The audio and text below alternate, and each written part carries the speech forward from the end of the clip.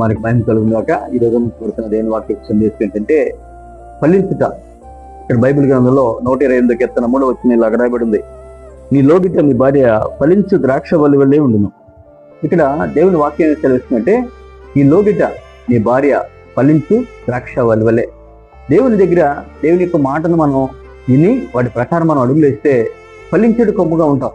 ద్రాక్ష చెట్టు ఎలాగూ ఫలిస్తుందో మన ఆత్మీయ జీవితంలో కూడా ప్రభువుని అంగీకరించినాక, దేవుని వాక్యం మనలోకి వచ్చినాక, దేవుని సత్యం మనలోకి వచ్చినాక, దేవుడి జీవం మనలోకి వచ్చినాక ఫలించేడు వారుగా మనం ఉండాలి.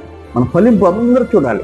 గతంలో దేవుడి దగ్గరికి రాకముందు మనం ఎలా ఉన్నాం, మన పరిస్థితి ఎలా ఉంది, కొంచెంగా ఉన్నాం. ఇప్పుడే ఎలా ఉంది వాక్య గ్రంథం సెలవిస్తుంది. తుదుకు ప్రభువు యొక్క మహాశక్తిని బట్టి మనం బలవంతులే ఉన్నాం. అన్నిట్లో ఫలింపు. నీ లోగిట నీ భార్య ఫలించు ద్రాక్షవల్లి. ఫలింపు అంటేనే యేసు గుర్తొస్తాడు మనకి. అతడు ఫలించేది నీటి ఎవరన నాటబడిన చెట్టు వల్ల అతను ఫలించాడు. తను చేయనిదంతా సఫలమైంది. 7 సంవత్సరాలు కరువు వచ్చిన 7 సంవత్సరాలు ధాన్యాన్ని దాచిపెట్టి మంచి పంట వచ్చినప్పుడు పంటను దాచిపెట్టి 7 సంవత్సరాలు ప్రపంచం మొత్తానికి ఆయా దేశాల్లో ఉన్నటువంటి వ్యక్తులందరూ భోజనం పెట్టిన ఒక గొప్ప ఫలించేది కొమ్మ యోసేపు.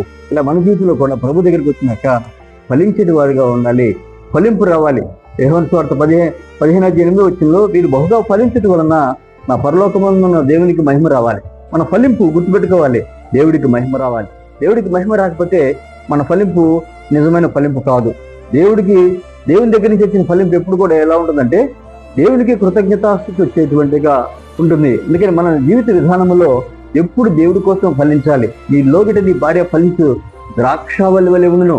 ఆ భార్య గురించే కాదు, దేవుళ్ళు ఉన్నటువంటి వ్యక్తులందరూ కూడా పిల్లలు దీవించబడాలి, భార్య దీవించబడాలి, యజమానుడు దీవించబడాలి, కలిగిన సమస్తం దీవించబడాలి. ఎందుకంటే దీవెనలు అనేటువంటివి ప్రభు ఈ లోకంలో మనం ఆయనకి సాక్షిగా బ్రతకటానికి ఒక దేవుడిచ్చినటువంటి గొప్ప ఫలాలు.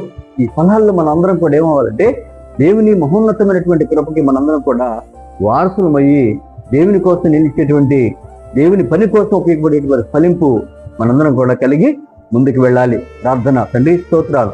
ఈ లోగిట ఈ భార్య ఫలించే ద్రాక్ష వల్లి వల్లే ఉంటుంది. వాక్యం వింటున్న ప్రతి బిడ్డ జీవితంలో కూడా నేను ఫలించి అభివృద్ధి చెంది నీకు మహిమకరంగా ఉండేటువంటి కృప దవించమని, వాక్యాన్ని వీక్షిస్తున్న ప్రతి బిడ్డను దీవించమని యేసు నామములో ప్రార్థిస్తున్నాము తండ్రి. ఆమేన్. God bless all.